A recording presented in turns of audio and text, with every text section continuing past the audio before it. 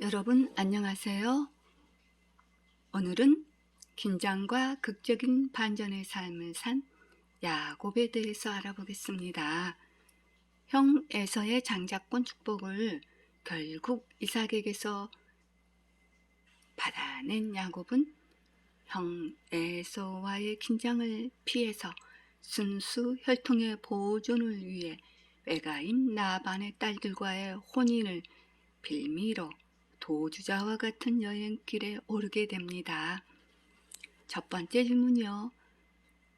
에서는 어떤 자이기에 동생까지 죽일 만큼 그러나요?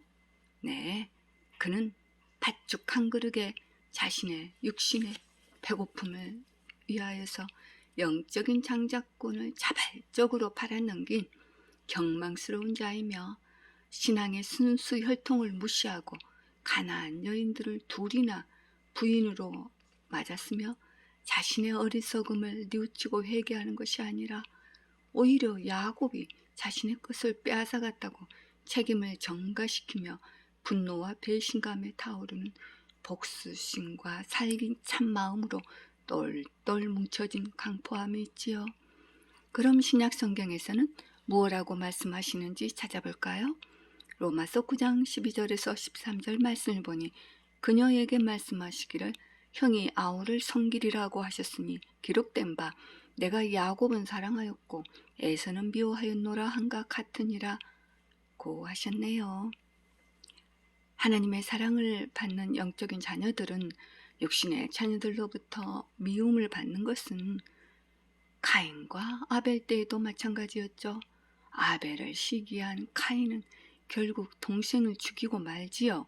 에서도 카인과 비슷한 성품이죠.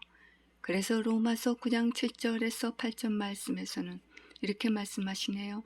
또 아브라함의 실하여 다 자녀가 되는 것이 아니기 때문이라 오직 이삭에게 선한 자만이 너의 씨가 될지니라 하셨으니 이는 육신의 자녀가 하나님의 자녀가 아니요 오직 약속의 자녀만이 씨로 여김을 받는다는 것이라고 말씀하시지요. 그러나 약속의 씨라 하여도 연단과 훈련이 필요하지요. 정방, 지축, 망아지 같은 육신의 소욕들이 하나님의 말씀으로 점점 길들여지고 오직 하나님만을 경외하는 품성으로 변화되어 가도록요. 결국 하란으로 떠나는 야곱의 여정과 그의 20년의 격지 생활은 속임과 거짓을 통해 성취하려던 인간적 처신에 대한 징계의 기간으로 보여지며 동시에 연단과 훈련의 기간으로 야근 깨를 쓰는 야곱을 승리의 사람 이스라엘로 변화시키는 기간이기도 하지요. 이러한 하나님의 섭리는 모세의 미디안 광야 40년 생활과 바울의 아라비아 광야 생활 13년 등에서도 볼 수 있지요. 변화가 일어나는 훈련 장소이지요. 아브라함과 이후로부터 펼쳐지는 족장사들의 역사는 한결같이 허물 많고 죄악투성이 등의 인간들이 펼쳐나가는 치졸한 인간사를 형편없이 배기치 않으시고 그 모든 것을 하나님의 거룩한 구속의 역사 속에 용해시켜서 하나님의 엄묘한 섭리와 경륜 속에 당신의 뜻을 이루어 나가지요. 두 번째 질문이요. 야곱이 20년을 훈련받으며 살았던 하란은 어떤 곳인가요? 네, 아브라함의 첫 여행길에 그의 아버지 데라가 죽었던 곳이죠. 야곱 때에는 리브카의 오라비 라반이 그곳으로 이주해 살았던 것으로 보이며 다신교와 특히 달신을 섬기는 지역이지요. 어찌든 인간적인 눈으로 본다면 야곱은 형으로부터 자신의 목숨을 구하기 위해 가족조차 버리고 먼 타향으로 도피하는 도망자 신세와 같지요. 그렇게 하란을 향하여 가다가 해가 지자 어떤 곳에 도달하여 돌을 베개 삼아 잠을 자는 가련한 신세가 되어 있죠. 그런데 이게 웬일입니까?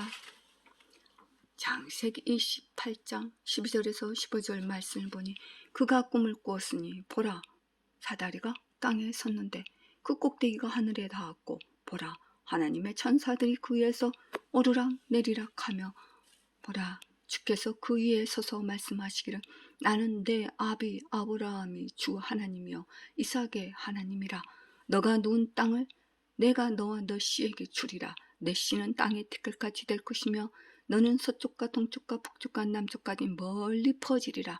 땅의 모든 족속들이 너와 너 씨 안에서 복을 받으리라. 보라, 내가 너와 함께 있어 너가 어디로 가든지 모든 곳에서 너를 지키며 너를 다시 이 땅으로 데려오리니 내가 너게 말한 바를 이룰 때까지 내가 너를 떠나지 아니할 것이라 하시더라. 야곱이 잠에서 깨어 이곳은 하나님의 전이고 하늘의 문이라 하며 하나님의 언약을 기념하기 위해 자신이 돌베개를 들어 기둥으로 세우고 기름을 붓고 베델이라 부르며 서원을 하지요. 하나님이 약속을 지켜주신다면 반드시 10분의 1을 하나님께 드리겠다는 서원이지요. 이 서원이 바로 어린아이들도 다 아는 사다리 서원, 베델 서원이라고 우리가 알고 있지요. 그리고 하늘과 땅을 연결하는 사닥다리는 또한 구속자 메시아 예수 그리스도를 상징해 주시는 내용이기도 하지요. 이것을 다시 풀어보자면 모든 인간은 죄로 타락하여 영적으로는 완전 무능력하게 되어 자기 중심적으로만 생각하고 판단하고 정죄하고 치졸하게 살아가나 구속사의 주관자 되시는 하나님께서는 모든 인간의 역사를 강하신 손길로 섭리하여 구속사의 발전 동기로 삼으신다는 것을 확실히 알 수 있지요. 또한 꿈에 하나님의 천사가 사닥다리를 오르락내리락 한다는 것은 인간의 기도를 하나님께로 가져가고 또한 하나님의 은혜를 인간에게 가져다주는 천사의 고유의 역할을 했다는 사실을 암시하지요. 이는 예수 그리스도의 중보적 사역을 애포하기도 하지요. 세 번째 질문이요. 천사들의 주된 임무는 무엇인가요? 네, 여러분들은 천사에 대해 몹시 궁금해하고 호기심이 많다는 거 알고 있어요. 시간이 된다면 다음 기회에 자세히 설명할 수 있기를 바랍니다. 오늘은 아주 간단히 첫 번째는요. 하나님의 메시아를 전달하죠. 여러분은 스가랴 1장 9절에서 5장 5절 말씀을 참고하시면 되고요. 두 번째는 심판과 구원의 임무를 수행하지요.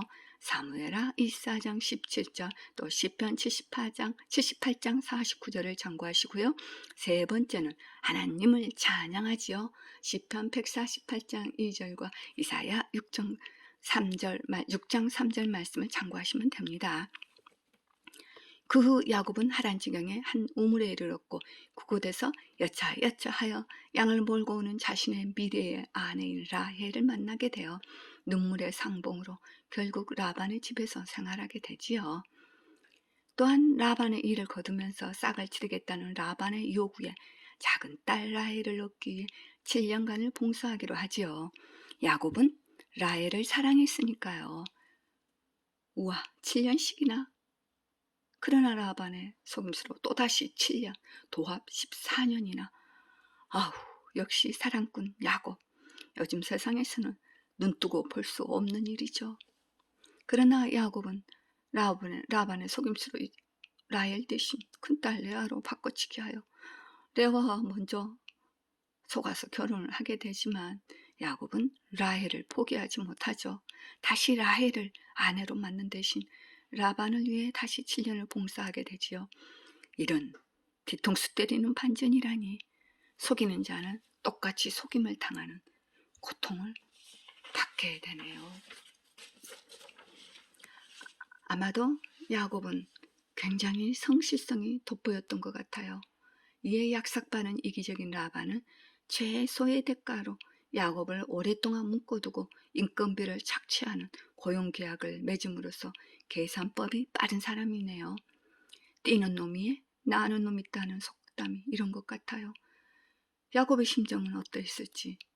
그러나 하나님께서는 이 기간 동안 야곱을 연단시키시죠. 장차 이스라엘의 12지파의 조상이 될 자로서 많은 시련과 고난을 통해 그의 성품과 인격 및 신앙이 변화되고 성숙해 가야 되기 때문이죠. 한 여인 라헬을 사랑함으로써 10수년의 세월을 참고 견딘 인내의 야곱으로 하여금 어떤 상황 하에서도 하나님을 사랑하는 법을 깨닫도록 역사하신 게지요. 그 당시의 결혼 풍습은 남자가 결혼하기 위해서는 신부 측 부모에게 결혼 장금을 지불해야 했는데 돈뿐만 아니라 노동력도 가능했지요. 사무엘상 18장 25절 말씀을 보면 다윗도 사울의 딸 미갈과 결혼하기 위해 지참금 대신에 팔레스타인들의 포피 100을 채워주고 사울왕의 사이가 되는 장면이 나옵니다. 세월이 흐르면서 레와와 라의 자식으로 인한 시기와 질투로 인하여 하나님의 결혼 법칙이 깨어지고 시대의 풍습을 따라 아내들의 고집에 못 이겨 척까지 두어 10명의 자식이나 얻게 되지요. 그러다 드디어 라헬이 그의 첫 아들 요셉을 낳자 라반에게 자기 본토 자기 고향으로 가게 해달라고 하자 라반은 또 간곡히 부탁하여 야곱을 붙잡죠. 품삯 거래를 하지요.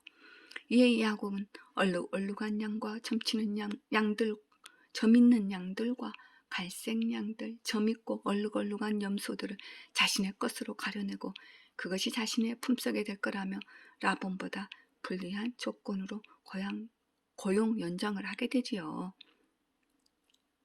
옛날에 야곱의 성품과는 다른 모습들을 죠. 그러나 야곱은 참으로 성실하고 영리한 목동이죠. 창세기 30장 37절에서 38절 말씀을 보니 야곱이 푸른 포플라와 삼나무와 밤나무 가지를 꺾고 껍질을 벗겨 흰질 무늬를 내서 가지들 속에 있는 흰색을 드러냈으며 그가 그 껍질 벗긴 가지를 양떼들이 물먹으러 올 때 양떼들의 앞 개천에 말 구유들에 세웠으니 양떼들이 물먹으러 와서 새끼를 베도록 하려 함이라. 그러므로 그 사람이 재산을 심히 증가하여 많은 가축과 여종들과 남종들과 낙타들과 나귀들을 가졌더라. 우와! 목축 경험을 충분히 쌓은 그는 자신의 실리를 충분히 꾀할 방법을 갖고 있었던 거네요. 이는 오늘날의 유전공학에 이중교배 수법을 써서 재물을 늘린 것이네요. 현대 과학이란 발전되거나 새로운 것이 없어요. 이미 고대 시대의 것을 더듬어서 다시 활용할 뿐이고 그저 현대의 과학이 어마어마한 것처럼 뻥튀기 튀기는 것 같아요. 그러나 야곱이 계략이 좋아서 그런 게 아니라 베델 언약에 하나님께서 야곱에게 도움의 손길을 베푸사 야곱을 다시 약속의 땅 가나안으로 돌아가도록 하려는 하나님의 뜻을 이루기 위함이지요. 그러나 야곱의 재물이 늘어날수록 탐심이 많은 라반과 그의 아들들은 야곱에 대하여 시기와 적대감을 불러일으키고 이는 결국 야곱의 귀양을 서두르는 하나님의 섭리가 때가 됐음을 알리는 거지요. 야곱의 꿈에 하나님이 나타나시죠. 창세기 31장 13절 말씀 보니 나는 베델의 하나님이라 너가 거기에서 기둥에 기름을 붓고 너가 거기서 나에게 서원하였으니 지금 일어나 이 땅을 떠나서 너 친족의 땅으로 돌아가라 하셨느니라. 고 라헬과 레아에게 야곱이 말을 하고 곧바로 자기 아들들과 아내들을 낙타에 태우고 아버지 이삭이 있는 가나안 땅으로 도주를 하지요. 그러나 3일이 지나자 야곱이 도주한 것을 알게 되자 라반과 그의 형제들은 7일을 추적하여서 따라잡게 되지만 하나님께서 라말의 꿈에 나타나 개입하시죠. 선악간의 시시비를 못하도록 보복 금지령을 내리시는 거지요. 그러나 라반이 더 분노하는 것이 있으니 그것은 바로 자신의 가정을 지켜주는 가신을 누군가 훔쳐갔다는 것 때문이지요. 이 가신은 집안의 수호신으로 작은 우상 형상들이고 그 가신을 소유한 자는 가족에 대한 권리와 지배권과 재산 상속권의 제1순위가 되는 권리를 가진 것이기에 라반이 격분해서 보복하려고 추국했던 게지요. 그러나 하나님의 개입으로 인해서 보복할 수 없고 이제 그의 식솔들을 다 뒤져도 그 가신을 찾지 못하자 라반과 야곱은 화친을 맺고 그곳을 아람어를 쓰는 라반은 여갈 사두다로 부르고 야곱은 히브리어로 길르앗이라고 부르지요. 또 길르앗의 또 다른 명칭인 미스바는 훗날 사사입다와 사무엘 시대에 이스라엘의 주요 무대로 등장하는 곳이죠.